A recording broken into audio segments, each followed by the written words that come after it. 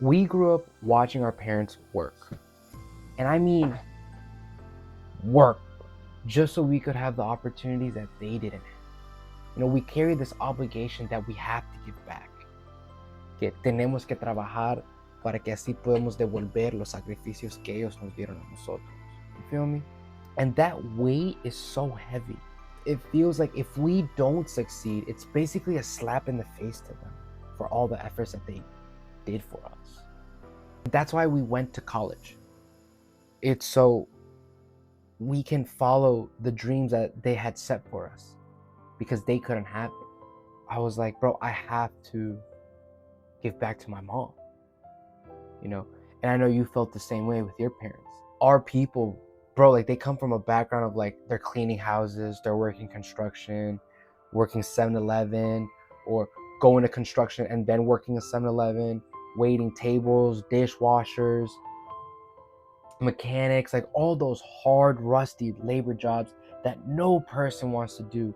And seeing them do it day in and day out for years, por años. Like, how do you not want to work your butt off so you can give back to them? Because they poured so much in you. And in that process of chasing the money, we forget one of the most important things, and it's our health. Let me explain.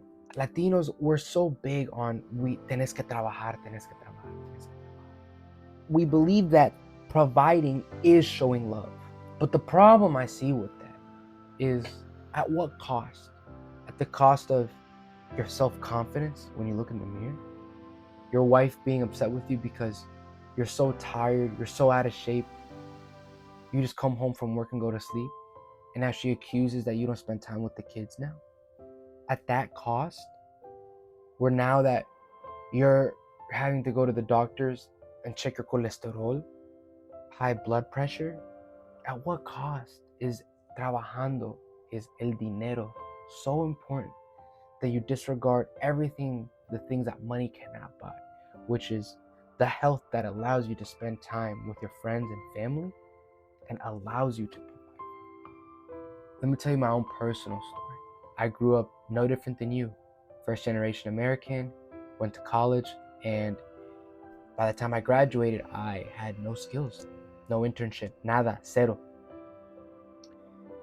And I remember feeling like a piece of crap, like worthless, useless, because I couldn't provide. And I know you felt that way when you couldn't provide at some point. So what I did was I just got to work. I started applying to jobs, got rejected by so many companies because I had no skills. So what did I do like every Latino does? Puse a trabajar. I started teaching myself data analytics, and you can easily make $100,000 a year doing that. So for 4 months, I barely ate. I worked 12 hours. I barely slept any hours. Bought courses, took the courses in like a week or two, but it should have taken like a couple months. But I was so, like, I wanted the money now. And I know that's how you feel. Like, I need to make money now. Tengo que trabajar y hacer dinero ahorita. Like, no puedo perder tiempo because losing time is losing money. I know how that feels. Because why? Because you want to give back. And what happened 4 months later? I got the job. My first year I was making $65,000 a year, right?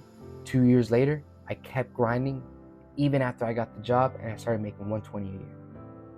And in that process, though, I realized that I wasn't happy because every morning when I would wake up and turn that laptop on, I would go into the bathroom, look at my stomach, and be embarrassed at what I saw. Yes, I could pay for my mom's dinners. Yes, I could take her on vacations. Yes, I could start buying the things that I wanted for myself. Yes, when my mom needed something, I could just give her my card. Yes, and those things made me happy because I could do that for her. I left out doing things for me. And I know you feel the same way. When you put your hands up and you're afraid that your stomach's gonna stick out a little, or when you go to the carne asadas, the primos make fun of you. They say, fulano ponete en dieta. Or they say, no le des mucho a fulano, él está en dieta, in front of everyone. And they mean it with good intentions. But that sting in your chest, it's embarrassing. Why am I talking about this? It's because I had a conversation with one of my clients. He's a very successful businessman. And when he joined my program, the first thing he asked was, Eduardo, how is it that I'm going to be able to incorporate fitness into my life, into like all this chaos of running this company? And I said, you make it fit. When you start to think, if I work out, I'm not making money, that's complete BS. You are making money. Why? By losing those 30 pounds, you now have more energy to pour back into the business. You now have the health to go a couple more hours. You can now close bigger deals because the discipline it took you to lose that weight, you carry that with you in your next meeting. Studies show that employees that exercise are 21% more productive. People that work out sleep better. You literally have a better functioning body to pour back into the business. Pouring into the business allows you to make more money, which means you can take care of your family. You can take care of your familia. You can build the life that you want. It's not money first, it's health so you can get the money. Be healthy so you can get wealthy. And I get it. Like when your heart is so set on making that money, all you fall into is a trap. You think, I need to provide for my familia. And if you chase that money at the cost of your health, you literally lose both. I remember when I was pushing hard and I finally got that 6 figures. I get it, you barely slept, I barely slept, I barely ate. I wasn't satisfied with myself until I saw that money in my bank. My advice is, bro, make it fit. Get an office near the gym. You go on a walk during your lunch break. You've been doing 3-4 hours on strap. Do some push-ups. Order a standing treadmill that you can just put right under your desk. Eat well, sleep well. Your family, the people you care about, the lifestyle you want depends on you having a functioning body. What's the point of having all that money if you literally aren't healthy to enjoy it? And I want to end on this. The greater the dream, the greater the test. And this is a really big quote that stuck by me recently. Latino men that are chasing that success, trying to be that guy, you know, because they want to give the life that they never had to the people they love. It only gets harder to stay fit as you make more money.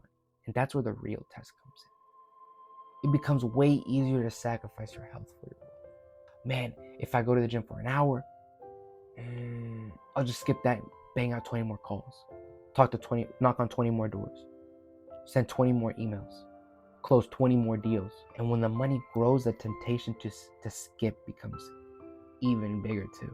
It comes at the expense of time you could have had with your family.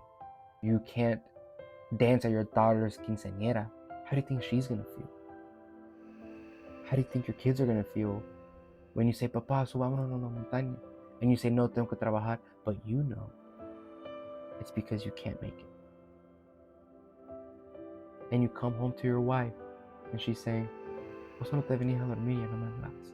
And now you're fighting. She says you don't love her. And you know that everything you're doing is for them. Don't sacrifice your health for your wealth. A lot of people say that they would die for their family. Would you eat healthy for your family? Would you sleep early for your family? Would you work out for your family? Would you be healthy for your family? So literally it comes down to, would you live